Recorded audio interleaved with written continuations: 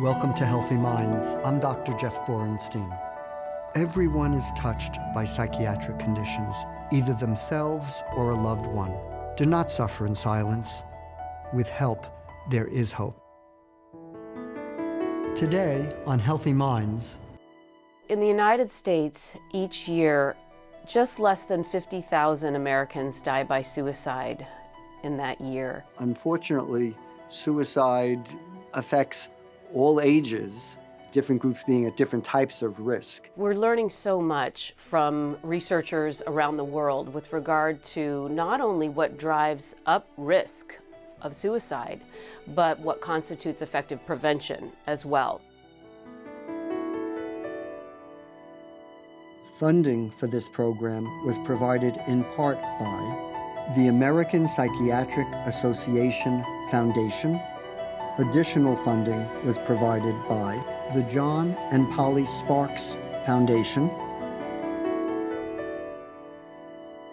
Welcome to Healthy Minds. I'm Dr. Jeff Borenstein. Almost 50,000 people a year die as a result of suicide in the United States. A tragedy for each of those individuals and their families and loved ones. Today, I speak with suicide prevention expert Dr. Christine Moutier, who will share important information that we all need to hear. Christine, thank you for joining us today. Thank you so much for having me on. It's my pleasure. I want to jump right in and talk about the scope of the problem of suicide. Certainly. So in the United States, each year, just less than 50,000 Americans die by suicide in that year. And what's been happening over the last couple of decades is that, unfortunately, the national rate of suicide has been on the rise. From 1999 through 2018, the increase totaled by 35%. So it is a time of really, increasing awareness and I like to think decreasing stigma as well. And what happened when COVID hit then, actually even the year before, there was the first decrease in the national rate of suicide in 2019 for the last couple of decades. And then in 2020, yet again, another decrease. But we're seeing provisional data from the CDC for 2021 that is showing, unfortunately, a 4% increase. That data has yet to be finalized, but so and then if we break it down by demographic populations and different subgroups, we could really get into the details about that. But one striking finding was that in 2019 and in 2020, what we saw was that white Americans' rate was going down overall, but Black, Latino, and other non-white Americans' rate was actually on the rise during that period of time. And so, I think from an equity standpoint, we're also realizing that much more work needs to be done from a research, destigmatization, and treatment standpoint for different populations as well. Unfortunately, suicide affects all ages and the different demographics as you're describing.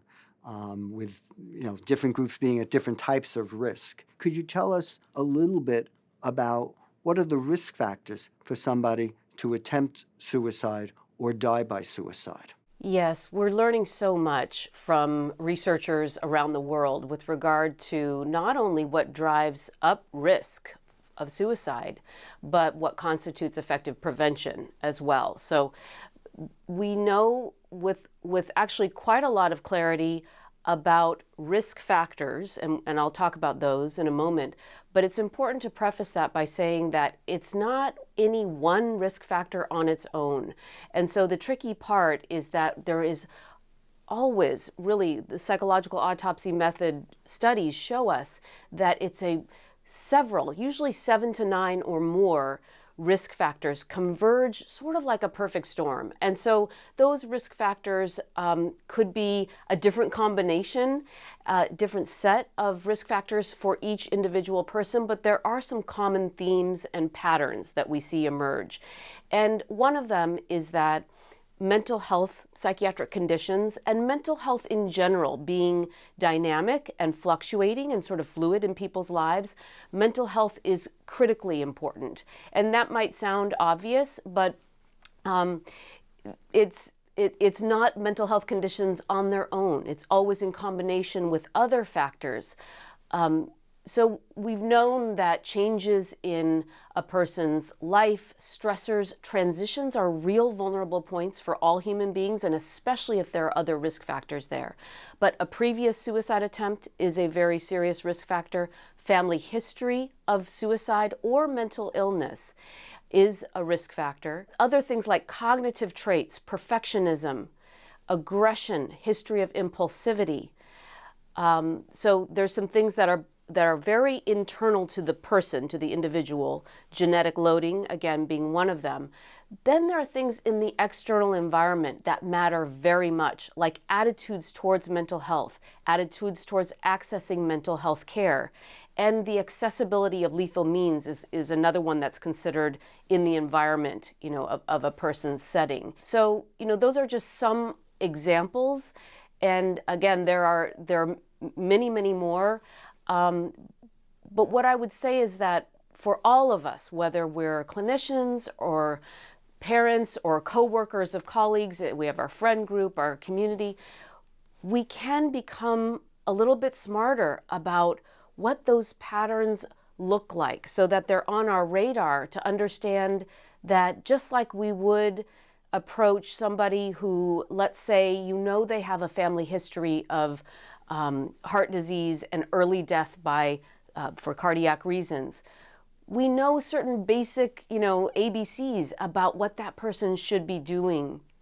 And we live that out, hopefully, in our lives, in our families, and in our, just day-to-day conversations. And that's the thing that we're really looking to do for suicide prevention. So just as for like the heart disease example you gave, if somebody's at greater risk, we may be more careful about them controlling their blood pressure and their cholesterol and exercising to decrease that risk. There are things that could be done, interventions that could be done to decrease the risk in somebody who may be vulnerable to suicide risk. Tell us about some of the interventions people can be doing. Yes. So, one of the things as a starting point, as we're talking about, is learning how to identify suicide risk. And that is not a simple matter by any means. But we are developing new tools and not just screening instruments, usually for clinical practice, but again, so that lay people, let's say in a school environment, key people in certain roles like teachers, parents, first responders, co-workers, even employers, believe it or not, are getting very interested in realizing that we all have a role to play and understanding what that looks like in whatever setting you're working, living, worshiping, playing in, that would alert you to the fact that somebody could be developing increased risk for suicide. And then the interventions depend on what setting we're talking about. If you're in a school-based setting, then there would be a protocol, a set of policies that teachers, and actually not just teachers, but all staff who work in a school setting, including the bus drivers and the food servers and maintenance, that they all have a role to play so that there's sort of a safety net, that an approach that not only identifies when someone is struggling, but how to ensure that they are cared for, that they get supportive messages, and that also that they get appropriate referrals, usually into mental health treatment that can be life-saving. If we're talking about in a clinical environment, let's say primary care, then again, screening might be a step that is taken. And in fact, there are some health systems that have taken the step to begin universally screening for suicide risk. So that's a whole topic topic unto its own, but it is considered an important way for detecting those at risk for suicide who otherwise are passing through primary care and emergency medicine and other parts of the health system, and their suicide risk is not getting detected.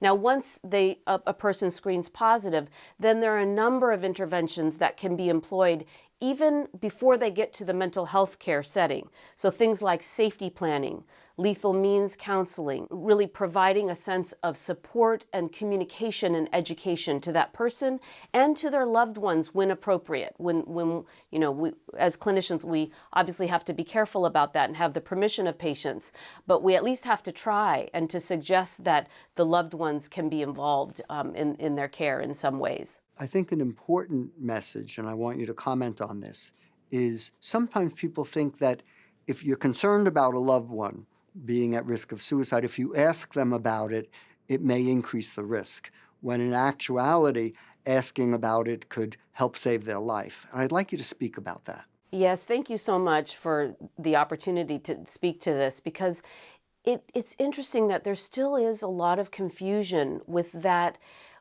I think it's a convergence of a bunch of myths, honestly, from the past. One of the myths being that the topic of suicide, first of all, is so taboo that we would be offending the person or somehow, putting them at further risk, either by planting the idea in their mind or just by somehow raising the topic.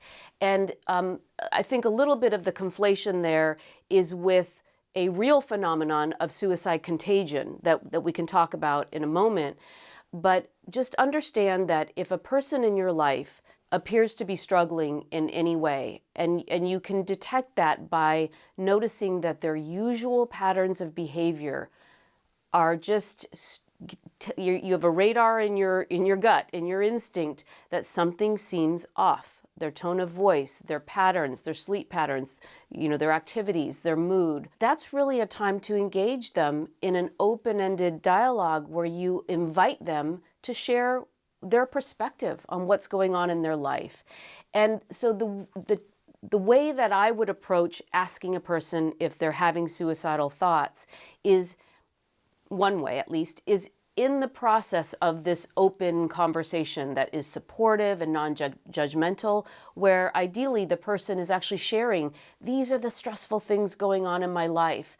And look, everyone has stress that goes on in their life, but just more than anything, a takeaway for anyone to realize is that with regard to mental health conditions as well as suicide risk, we've been writing a lot of it off to stress and sort of overly attributing to the circumstances of life something that could be a very serious change in mental health and or suicide risk going on. And so if a person's tone of voice is coming across as hopeless, overwhelmed, like they feel like they're a burden to others, or they feel trapped, those are all indications to me that there's a decent chance that they are also having thoughts of suicide as part of this sense of hopelessness, pain, or the predicament that they're in. And so if they're coming across that way to me in my observation or in this caring conversation that I'm having with them, then that's my opportunity to say, when you say, and I repeat exactly the phrase that they've said, it makes me wonder if you're having thoughts of ending your life. And you can ask it and put it out there. And if you don't have a lot of, anxiety or sort of defensiveness about it, and just ask it in that straightforward way, I think it gives them the best opportunity to be honest and to either say, no, I haven't. Thankfully, I haven't been having those thoughts, or I have been. And to treat it with the care that they've just taken the risk to share something that they might not have shared with anyone, because it doesn't always feel like a safe world, and it's hard to tell who is safe to share these things with. So I actually thank the person for sharing that with me. I let them know that I want to be there for them, that I want to learn more about what they're experiencing, and ultimately would like to help them take whatever next step makes sense to them. But of course, don't underestimate your role as the caring whatever your role is, spouse or coworker or friend, to potentially influence them, to, in a way, give them permission to take that next step. So that is a time when I might say, I've had mental health treatment myself, or I could help you by helping you look into it if that's something that you're interested in. I think your emphasis on the sort of supportive nature of a spouse, a friend, other family members, certainly parents, and as parents to sort of start having conversations at a young age where the child could share his or her emotions and feelings and just have it as a common thing to talk about these things is so important to make sure that people are able to get the help that they need when they need it. That's right. You know, there's a layer here in our work of preventing suicide that has to do with the culture. And I use that term really broadly to just mean the way that we think we need to behave because of all of the unspoken sort of rules that either we grew up in, or, you know, the larger, it has to do with where we live, and, you know, sometimes, you know, race and ethnicity and gender identity, and even some of those things will shape our attitudes and what seems okay to do. But I think you're so right that if we can at least introduce opportunities where around the dinner table or driving in the car together, you know, sort of everyday opportunities. Also, you know, this can include in the workplace now. This has become a thing, suicide prevention in every workplace. That where the idea is you tune in. Well, first of all, you have to establish yourself as a you know, a safe person so that you're not going to judge them or punish them when they share that they're struggling. And, you know, so I think those are very subtle things that we didn't even know we were doing as parents or as friends. You know, even the way that we ask questions about how somebody's doing, as if it's an assumption that, of course, you're going to toughen up and get through this, versus really just leaving it open-ended, like, how are you doing with that? So I do think you're right, that there are ways that I look at the bigger culture with stigma going down around mental health, which is fantastic, but it hasn't necessarily translated yet into how do we then become more actually sophisticated about how we approach the topic of mental health, let alone support another person in your life or support your own mental health. One of the key issues is, even for people with with the group of risk factors that you mentioned, sometimes when you get over the hump of that danger period, that people could have the thought and want to take action on the thought of suicide, getting through that period successfully without them hurting themselves can make a big difference. And I'd like you to speak about sort of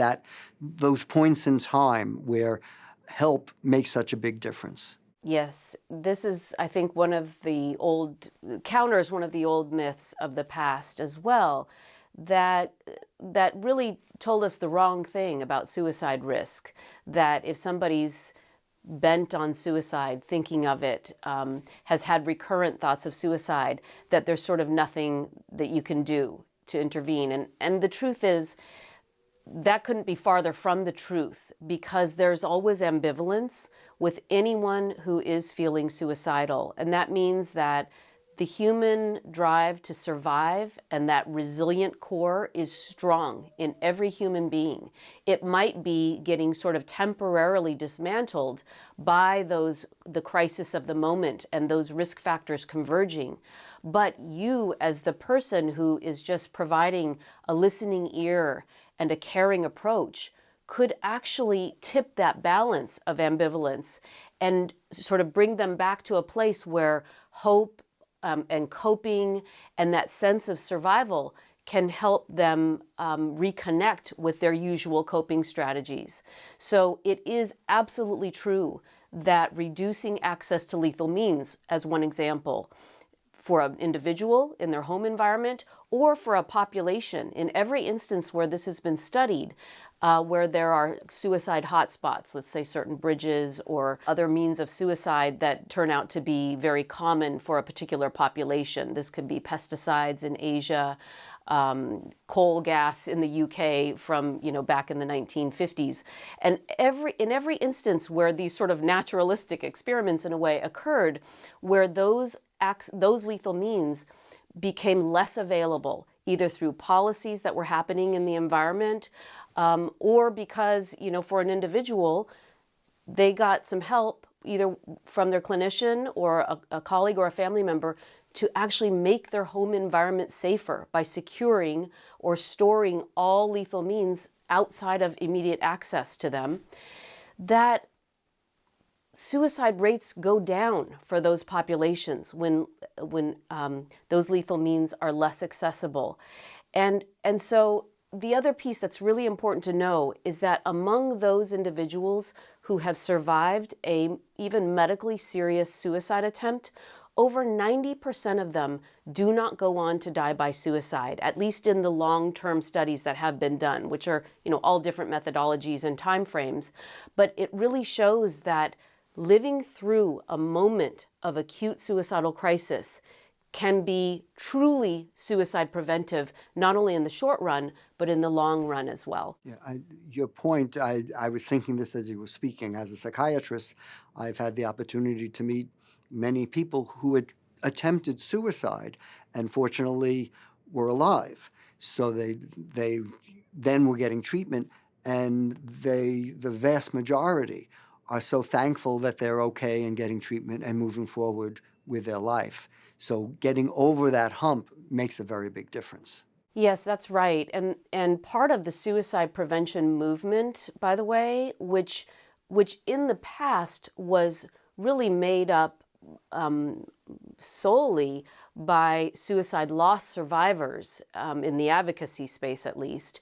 Of course, clinicians and scientists as well, joining forces. And remember, people don't just wear one hat with this. Many of us who are professionals are also personally touched with our own lived experience or the experience of loss.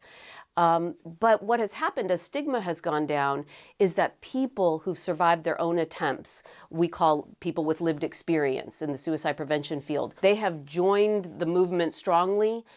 They are, and I'll say we, as somebody with my own lived experience, are making our voices heard in a way that is sort of rounding out the picture. If you think about every other advocacy movement where social change has happened to reduce stigma, and particularly for health issues, let's say cancer, HIV/AIDS, really any health issue that was previously stigmatized, the loved ones are involved in speaking out, but what can be the most impactful is when individuals who themselves have experienced it are the ones to, come and testify before Congress or speak out in a public way to help not only humanize the issue, so that it's not just a clinical sort of entity, but to actually help researchers and clinicians learn more about the fullness of the experience. So there is an incredibly strong movement, I would say, underway where that kind of sharing of narratives and experiences is happening very strongly. And it's an incredible thing to be a part of. At the American Foundation for Suicide Prevention, we have chapters across all 50 states. And so at every Out of the Darkness walk or every education program or Suicide Loss Survivor Day, people are sharing their stories and connecting with each other. And that's deepening the community. And when I talk about how do we get more sophisticated at moving past just reducing stigma to actually walking the walk, and what does that look like in our lives, that's what's happening within the community. I think your point is so important. And for somebody who may be at risk of suicide and thinking about it, hearing somebody who sort of has been there and done that, but now is okay, is more powerful than anything else in many ways to say, oh, this person who, I respect, I'm listening to this person, they got through it, maybe I can also. Yes, it's so true. And, you're reminding me of the way that I got my start in becoming interested in suicide prevention was an experience I had in academic medicine at University of California, San Diego, where I was Dean for Student Affairs and Medical Education and also, psychiatrist. So I was advising hundreds of medical students and trainees, but also treating patients and doing research on these topics as well. And when we, unfortunately, the community suffered a number of suicide losses of physicians to suicide over a period of time. This was, a couple decades ago.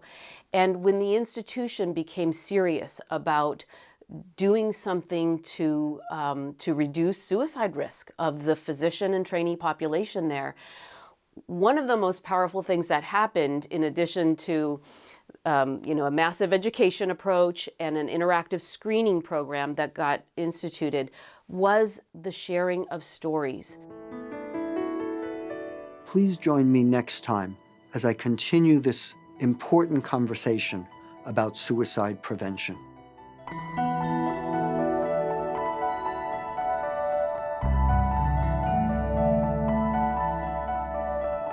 Do not suffer in silence.